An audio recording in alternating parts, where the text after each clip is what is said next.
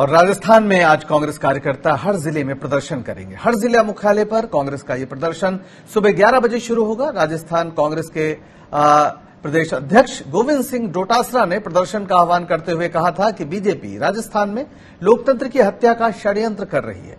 कांग्रेस कार्यकर्ता आज सड़क पर उतरकर बीजेपी की साजिश के खिलाफ आवाज बुलंद करेंगे।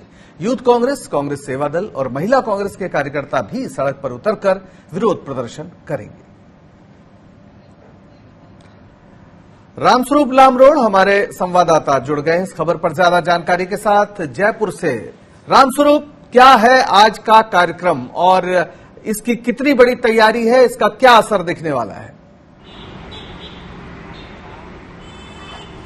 देखिए, प्रदेश में जो घटनाक्रम बना हुआ है और सियासी संकट की जो स्थितियां बनी हुई है और जिस तरह से कांग्रेस बार बार कहती है कि जो पूरा षड्यंत्र रचा गया है उसके पीछे भाजपा का हाथ है, पूरी तरह से उनके द्वारा ये ऑर्गेनाइज किया गया है। तो इसीलिए कल देर रात को गोविंद सिंह डोटासरा जो पीसीसी के प्रदेश अध्यक्ष है उन्होंने आह्वान किया कि राजस्थान के प्रत्येक जिला मुख्यालय पर कांग्रेस की तरफ से प्रदर्शन किया जाएगा। और साफ तौर पे ये केंद्र के खिलाफ प्रदर्शन है, भाजपा के खिलाफ प्रदर्शन है और ये इसलिए प्रदर्शन है कि लोकतंत्र की हत्या करने की जो साजिश रची जा रही है वो बेहद गलत है, वो नहीं होना चाहिए। जिस तरह से पहले देश के अलग अलग राज्यों में जो स्थितियां पैदा हुई थी, वहां पर जो षड्यंत्र रचे गए थे, उसी तरह का जो प्रयास राजस्थान में किया जा रहा है, तो उसके खिलाफ एक बड़ा प्रदर्शन सभी जिला मुख्यालयों पर हो रहा है। तमाम जो संगठन है कांग्रेस के, प्रदेश कांग्रेस का जो संगठन है, उसके अलावा जो जिला कांग्रेस कमेटी है, सेवा दल है, एनएसयूआई है या फिर महिला कांग्रेस है, तमाम जो संगठन है उन सभी की तरफ से व्यापक रूप से प्रदर्शन सभी जिला मुख्यालयों पर किया जाएगा और लोकतंत्र को बचाने के लिए और ये प्रदर्शन किया जाएगा। 11 बजे का समय दिया है, लेकिन इतना मैं बता दूं कि बहुत ज्यादा भीड़ एकत्रित करने का इरादा फिलहाल नहीं है, क्योंकि सभी जगह जो है लॉकडाउन को देखते हुए या फिर लॉकडाउन, हालांकि लॉकडाउन हो गया लेकिन फिर भी कोरोना महामारी को देखते हुए थोड़ा सा ये ध्यान रखा जाएगा कि मुख्य जो कार्यकर्ता है वही आए और सोशल डिस्टेंस की पालना हो, मास्क लगाए और थोड़ा दूरी पर खड़े रहें। उस गाइडलाइन को फॉलो करने के लिए भी यहाँ पर बात की गई है। साफ तौर पे डोटासरा ने कहा कि विरोध प्रदर्शन हम दर्ज करा रहे हैं, लेकिन हमारा मतलब ये नहीं है कि हम एक जगह बहुत ज्यादा भीड़ इकट्ठी करेंगे। ज्यादा संख्या में भीड़ इकट्ठी नहीं होगी, हिसाब से ही होगी, लेकिन विरोध प्रदर्शन जो है वो व्यापक स्तर पे। तो कुल मिला के जो पूरा रुख है ना बुलाए जाने का विधानसभा सत्र राज्यपाल का, उसके खिलाफ कांग्रेस ने आज मोर्चा खोला है, सड़क पर उतरने का ऐलान किया। आपका बहुत बहुत शुक्रिया रामस्वरूप इस सारी बातचीत के लिए। कांग्रेस के पूर्व अध्यक्ष राहुल गांधी ने बीजेपी पर एक बार फिर हमला बोला है। उन्होंने कहा कि राजस्थान में सरकार गिराने का भाजपाई षड्यंत्र साफ है। साथ ही राज्यपाल से विधानसभा का सत्र बुलाने की उन्होंने मांग भी की। उन्होंने हैशटैग और एरोगेंट बीजेपी भी टैग किया। राहुल गांधी ने ट्वीट कर कहा कि देश में संविधान और कानून का शासन है, सरकारें जनता के बहुमत से बनती हैं और चलती हैं। राजस्थान सरकार गिराने का भाजपाई षड्यंत्र साफ है। ये राजस्थान के 8 करोड़ लोगों का अपमान है। राज्यपाल महोदय को विधानसभा सत्र बुलाना चाहिए ताकि सच्चाई देश के सामने आ जाए। इस बीच राजस्थान में कलराज मिश्र जो राज्यपाल हैं, उन्होंने सीएम अशोक गहलोत को चिट्ठी लिखी है। अपनी चिट्ठी में राज्यपाल ने राजभवन में धरना, नारेबाजी को लेकर नाराजगी जताते हुए सुरक्षा व्यवस्था को पर सवाल उठाए। राज्यपाल ने मुख्यमंत्री अशोक गहलोत से कहा है कि आपकी सरकार मुझे भी सुरक्षा नहीं दे सकती। राजभवन में जो हुआ उसके लिए किससे सुरक्षा मांगे?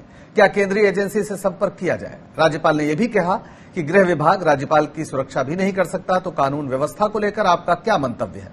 मुख्यमंत्री की तरफ से यह भी कहा गया कि विधानसभा सत्र नहीं बुलाया गया तो राजभवन का जनता घेराव कर लेगी। इस बात से भी राज्यपाल नाराज हुए हैं।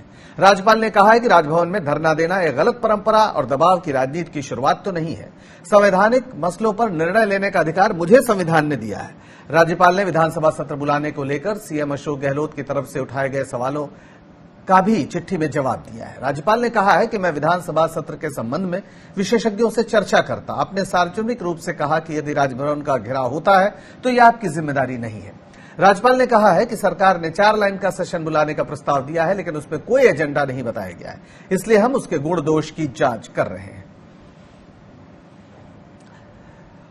संजय बोरा जी हमारे रेजिडेंट एडिटर जयपुर से जुड़ गए हैं सीधे इस खबर पर ज्यादा जानकारी के साथ। संजय जी, इस खबर को पढ़ते हुए मुझे वो दिन याद आ रहे थे जब कल्याण सिंह की सरकार को बर्खास्त कर दिया गया था और खुद अटल बिहारी वाजपेयी लखनऊ में राज्यपाल के खिलाफ, उस फैसले के खिलाफ, उमेश भंडारी के खिलाफ धरने पर बैठे थे और तब कलराज मिश्र जी वहां पर कुछ वैसी ही बातें कर रहे थे जैसे आज अशोक गहलोत कर रहे हैं। क्या राज्यपाल जी भूल गए हैं या फिर ये माना जाए कि उनकी जो बात है कि विशेषज्ञों से राय लेना है, ये इसका महत्व ज्यादा है, राजनीति नहीं देखनी चाहिए?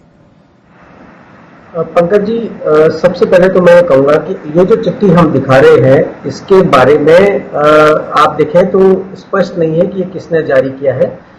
इसको लेके बहुत भ्रम बना हुआ है। सभी मीडिया हाउसेज ने ये चिट्ठी दिखाई है, लेकिन ये सही नहीं है, क्योंकि मेरे पास जो राजभवन के अधिकृत जो स्पोक्स पर्सन है उनसे जो चिट्ठी आई थी वो दूसरी है और उसमें बाकायदा राज्यपाल के जो पीआरओ हैं उनका नाम और हस्ताक्षर है।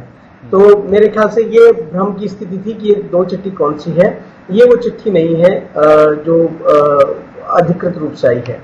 ये चिट्ठी कहां से आई मुझे नहीं पता है। दूसरी बात यह है कि जो आपने राज्यपाल की बात कही है उसमें उनको यदि विशेषज्ञों से सलाह करना था तो उसके लिए 24 घंटे तो मेरे ख्याल से काफी होने चाहिए थे। उनको मुख्यमंत्री अशोक गहलोत ने 23 जुलाई को चिट्ठी लिखी थी और कल पूरे दिन तक और अभी तक उन्होंने इसके ऊपर क्या विशेषज्ञों से उनको समय नहीं मिला सलाह मशवरा करने का। और दूसरा 174 के अंतर्गत राज्यपाल को ये डिस्क्रिशन नहीं है, ये उसके विवेक पे निर्भर नहीं करता है कि वो बुलाएगा सेशन या नहीं बुलाएगा। अगर कैबिनेट ने अनुशंसा कर दी है तो उसको बुलानी होगी। यानी एक बहुत ही छोटी सी स्थापित परंपरा है जिस पर सवाल उठा दिया गया है और ये यही शायद पूरे देश में इस समय हमें देखने को मिल रहा है। जो चीजें सुप्रीम कोर्ट से स्थापित हैं, जो संविधान से स्थापित हैं, उस पर भी पुनर्विचार की बात हमें देखनी पड़ रही है। आपका बहुत बहुत शुक्रिया संजय जी इस सारी बातचीत के लिए। इस बीच राजस्थान के बागी विधायकों की तरफ से सुप्रीम कोर्ट में नई कैविएट दाखिल की गई है। विधानसभा अध्यक्ष के नोटिस के खिलाफ राजस्थान हाईकोर्ट के फैसले के बाद होने वाली सुनवाई को लेकर बागी विधायक सुप्रीम कोर्ट पहुंचे हैं। बागी विधायकों का कहना है कि राजस्थान हाईकोर्ट के फैसले के बाद सुप्रीम कोर्ट में होने वाली सुनवाई में उनका पक्ष भी सुना जाए। बागी विधायकों ने सुप्रीम कोर्ट से मांग की है कि उनका पक्ष सुने जाने के बाद ही कोई फैसला दिया जाए। राजस्थान विधानसभा के अध्यक्ष सीपी जोशी ने राजस्थान हाईकोर्ट के आदेश के खिलाफ सुप्रीम कोर्ट में याचिका दायर की है। इस याचिका पर सोमवार को सुनवाई होनी है। राजस्थान हाईकोर्ट ने विधानसभा अध्यक्ष को बागी विधायकों के खिलाफ कार्रवाई करने पर रोक लगाई है। गोपाल कृष्ण हमारे संवाददाता जुड़ गए हैं इस खबर पर ज्यादा बातचीत के लिए। गोपाल, ये जो कैविएट है ये क्या इसका महत्व है या फिर इसके बिना भी सुप्रीम कोर्ट कोई फैसला कर सकता है? देखिए पंकज जी, इसका महत्व है। जब भी कैविएट दायर किया जाता है तो कैविएट का मतलब ही होता है कि जब तक इन पक्ष नहीं सुन लिया जाए कैविएट दायर करने वाले का, तब तक सुप्रीम कोर्ट जो दूसरे पक्ष है जिनकी याचिका है उस पर कोई फैसला नहीं दे।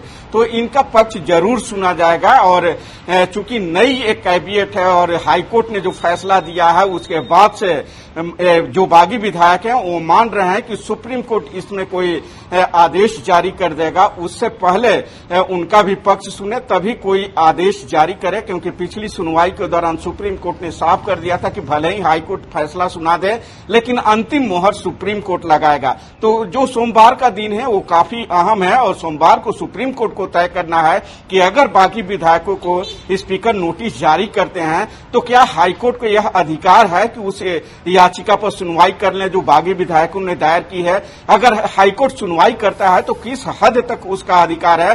साथ ही यह भी देखा जाएगा कि अगर नोटिस जारी करने के बाद कोई विधायक मीटिंग में नहीं पहुंचता है तो क्या उसे अयोग्य करार दिया जा सकता है। तो ये तमाम ऐसे कानूनी पहलू हैं जिस पर विचार सोमवार को होना है सुप्रीम कोर्ट में। जी, बहुत शुक्रिया इस सारी जानकारी।